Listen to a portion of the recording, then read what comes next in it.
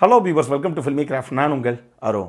இந்த எபிசோடில் கவினுடைய நடிப்பில் ஒரு தமிழ் படமாக இன்றைக்கி தியேட்டர்ஸில் வெளியாகிருக்கிற ஸ்டார் படம் எப்படி இருக்குது அப்படின்னு தான் இங்கே நம்ம பார்க்க போகிறோம். முதல்ல இந்த விமர்சனம் பார்த்து முடிச்சவொன்னே பிடிச்சிருந்து அப்படின்னா லைக் பண்ணுங்கள், ஷேர் பண்ணுங்கள், உங்களுடைய கருத்துக்களை கமெண்ட் செக்ஷனில் விடுங்க. மறக்காமல் நம்ம சேனலுக்கு கடைசியாக சப்ஸ்கிரைபும் பண்ணுங்கள். இப்போ இந்த படத்துடைய கதை என்ன அப்படிங்கிறத ஒரு 1-2 லைனில் இங்கே நம்ம பார்த்துருவோம். படத்தில் நம்ம கதாநாயகன் இருக்கார். அவருக்கு சின்ன வயசில் இருந்தே நம்ம சினிமாவில் ஒரு பெரிய ஆக்டராக ஆகணும் அப்படிங்கிறது ஒரு மிகப்பெரிய லட்சிய கனவு.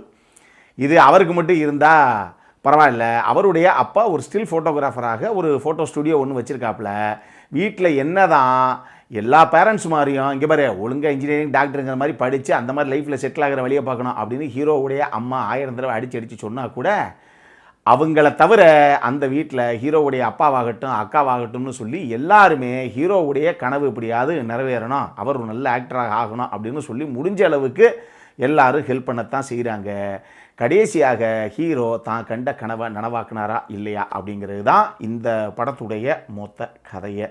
இந்த படத்தை பொறுத்தளவுக்கு இந்த படம் பார்க்கும்போதே பல இடங்களில் நமக்கு வாரணமாயிரமும் பல இடங்களில் நமக்கு முகவரி படமும் ஞாபகம் வரத்தான் செய்யுது. ஏன்னா இந்த 2 படத்துடைய காட்சி அமைப்புகளும் இந்த படத்துக்குள்ளே இருக்கக்கூடிய ஒரு சில காட்சி அமைப்புகளுக்கும் அந்த அளவுக்கு ஒத்துப்போது பல விஷயங்கள். அதை நான் சொல்கிறத விட அது என்னென்ன காட்சி அமைப்புகள் நீங்கள் படம் பாருங்கள், பார்க்கும்போதே உங்களுக்கு ஆமாம் இது அது இல்லை அப்படிங்கிற அந்த ஃபீல்லாம் வரும்.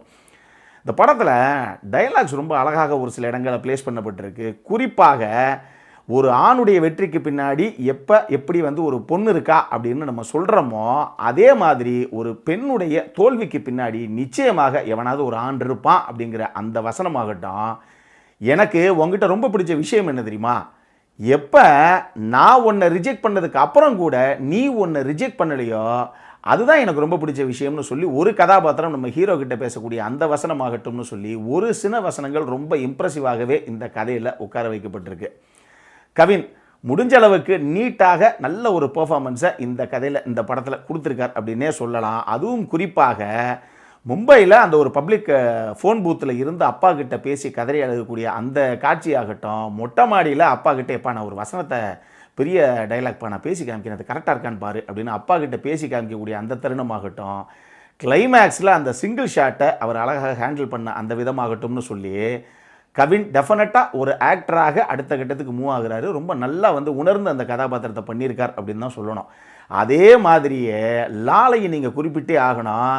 உங்கள் அப்பன் கல்யாண வீட்டில் போய் எனக்கு மொத்த காசையும் அட்வான்ஸை இப்பயே கொடுத்துருங்க அப்படின்னு கேட்கும் போதே எனக்கு தெரியும் ஏதோ சம்பவம் நடந்துக்கிட்டு இருக்கு அப்படின்னு ஹீரோவுடைய அம்மா சொல்லும்போது லால் அந்த இடத்துல ரியாக்ட் பண்ணக்கூடிய அந்த சின்ன ரியாக்ஷன் ஆகட்டும்.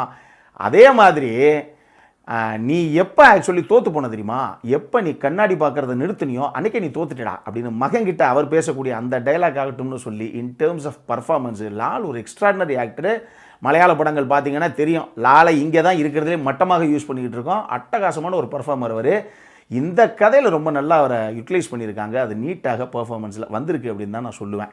இந்த 2 பேர் போக கீதா கைலாசம் ஆகட்டும், ஆதித்தி புகான்கர் ஆகட்டும், பிரீத்தி முகுந்தன் ஆகட்டும், நம்ம காதல் சுகுமார் ஆகட்டும், ஹீரோவுடைய ஃப்ரெண்டாக வரக்கூடிய அந்த ஆக்டர் ஆகட்டும்னு சொல்லி எல்லாரும் முடிஞ்ச அளவுக்கு கொடுத்த கதாபாத்திரத்தை நேர்த்தியாகவே கொண்டு வந்திருக்காங்க.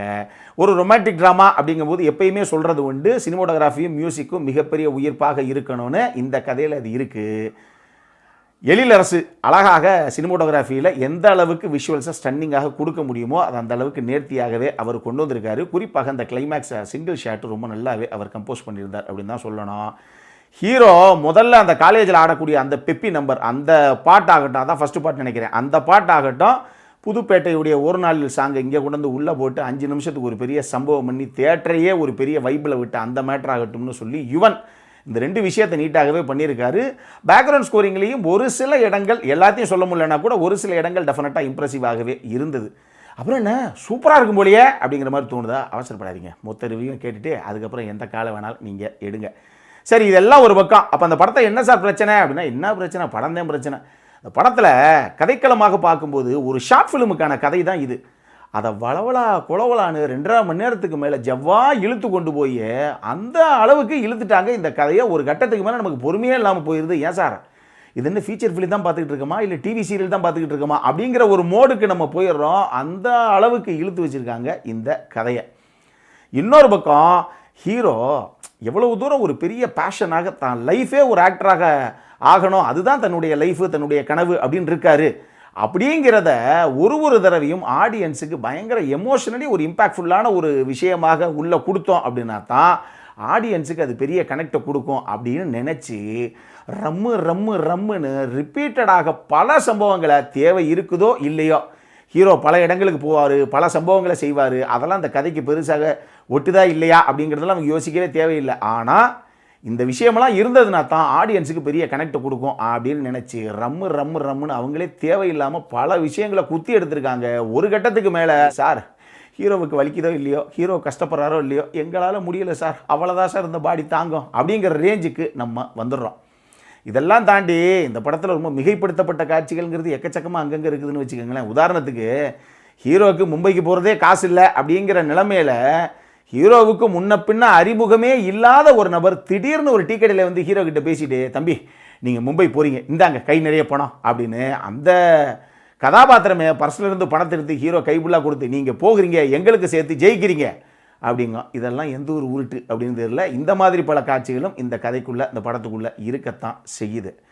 மொத்தமாக இந்த படம் எப்படி தான் சார் இருக்குது அப்படின்னு கேட்டிங்கன்னா, பிட்ஸ் அண்ட் பீசஸாக பல இடங்களில் ரொம்ப இம்ப்ரெசிவாக சூப்பராக இருக்குல்ல அப்படின்னு தோண வைக்கிற இந்த படம் ஒரு ஹோல் ப்ராடக்டாக பார்க்கும்போது என்னங்க ரொம்ப எடுத்துட்டாங்க, அந்தளவுக்கு பெருசாக சுவாரஸ்யம் இல்லை அப்படிங்கிற ஒரு ஃபீலை தான் கொடுக்குது. நம்மக்கிட்ட கேட்டிங்கன்னா ரொம்ப பொறுமைசாலியாக நீங்கள் இருந்தீங்க அப்படின்னா நீங்கள் பொழுது போகலன்னா பார்க்கக்கூடிய ஒரு ஆவரேஜான வாட்ச் தான் இந்த ஸ்டார்.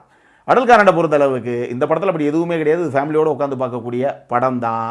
இந்த படம் இன்றைக்கி தியேட்டர்ஸில் வெளியாகிருக்கு. அதுக்கப்புறம் என்ன பார்க்கணும் பார்க்கலங்கிறது உங்களுடைய கால் தான். இதே மாதிரி இன்னொரு வீடியோவோட அடுத்த முறை உங்களை சந்திக்கிற வரைக்கும் இட்ஸ் அருண் சைனிங் ஆஃப்.